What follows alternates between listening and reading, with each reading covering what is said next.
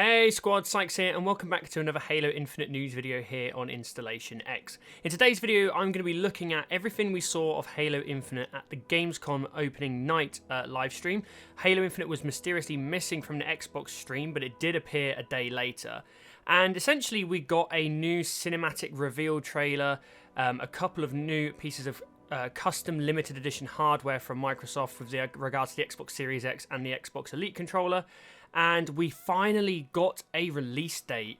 So, first things first, we didn't actually get to see any gameplay, which I know will be disappointing for some people. So if you were looking for gameplay and you were looking for more reason to kind of dive into what we're actually going to be playing later on in the holiday season, then you're going to be disappointed by what we're showing at Gamescom. We were missing the gameplay, unfortunately. I would have personally liked there to have been gameplay, but there wasn't. However, on the plus side, this cinematic trailer was absolutely fantastic, and it kind of put into place a little bit of a picture about Spartan Commander Agrina, who is going to be seemingly an integral character who's going to fill the gap between the story narrative of the multiplayer side of the game. It seems that 343 are working to integrate more campaign narrative as such into the actual multiplayer of Halo Infinite. And the real takeaways from this trailer is I thought it was really neat. I thought it was quite good. It got me hyped. Most things are getting me hyped for Halo Infinite at the moment. I thought there was lots of really good things about it. The Spartan models looked amazing. The Brute models looked fantastic as well. And instantly in one trailer, it's made me care about Agrina. Probably more so than I care about Commander Palmer, who we've had 2 games with.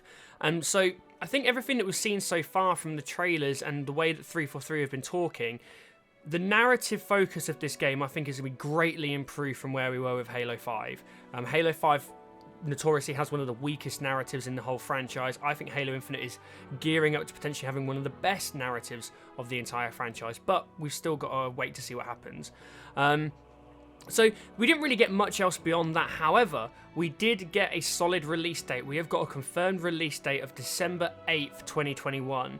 Now, a lot of people were assuming that the game was probably going to launch in November. I was one of them, alongside the 20th anniversary of Halo as a franchise, because it's the 20th anniversary this year, and that was going to be November 15th. Now, the custom hardware, which is the console and the Elite controller, they are going to be launching on the 15th, so we're going to get something Halo related on that day if you were lucky enough to pre-order them. I went in an absolute mad scramble and I managed to get both of them literally as this was being announced last night, so I was very fortunate, and I've been waiting a year for this stuff, so I was very excited.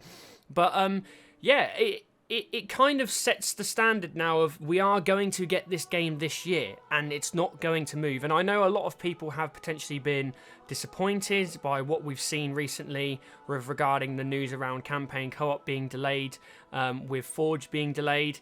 And it kind of really stopped the momentum train for Halo Infinite in its tracks really a little bit the last week or two. And I think a lot of people were getting very worried when the Xbox stream didn't have anything Halo Infinite featured. They didn't even talk about Halo Infinite on the show at all. I guess they were trying to save a bit of a surprise for the opening night live stream. But we will have to wait and see about what happens now, or between now and December. We still have, the whole of September, the whole of October, the whole of November to get our hands on with the game again. 343 have already mentioned previously that we are going to get more flight beyond just the technical preview that we had a couple of weeks ago. And hopefully we will get to see a little bit of the campaign between now and then. I think it is really important that we see the campaign again between now and when the game launches. I think that's really important for fans based on the state that the campaign was in last summer. It notoriously wasn't brilliant. It was good, but it wasn't great. And I really want them to show us a slice of the campaign to really blow us away of what they've been working on in this year that the game has been delayed for. And the other thing to touch on now is, now that we've got a confirmed date, we can also relatively figure out when we are going to get campaign co-op and when we're going to get Forge. So they said that campaign co-op will be coming in Season 2 and Forge will be coming in Season 3. Those are going to be 3 months each season. So we can guess that if the campaign co-op is launching on December 8th, if the campaign is launching on December 8th, then campaign co-op is going to be around about the start of March, and then Forge is going to be around about the start of July or June. So yeah, there's a little bit of time to wait. But, you know, that's in the past now. There's not really much we can do about it. I'm just trying to get behind the game now, and I'm very, very excited to what we get to play this holiday. In terms of the custom hardware itself, I love it. You know, I wasn't going to go and spend the amount of money on it if I didn't really, really love it. But the Elite controller looks absolutely fantastic.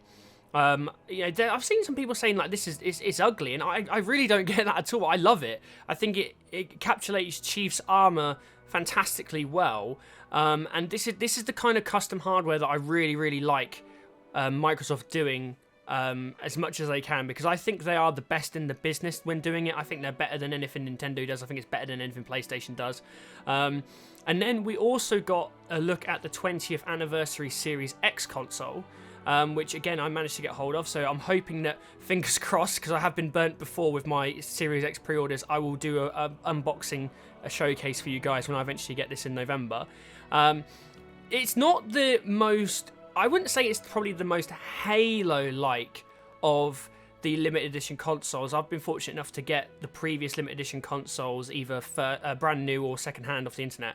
I would say this is probably the least Halo version of those, but I still really, really love it, and it goes in with the kind of 20th anniversary aesthetic that they're trying to get across to people. So overall, I was very, very happy with what we got to see. I do want to see more, and I think it is very, very important that we do get to see more between now and when the game launches.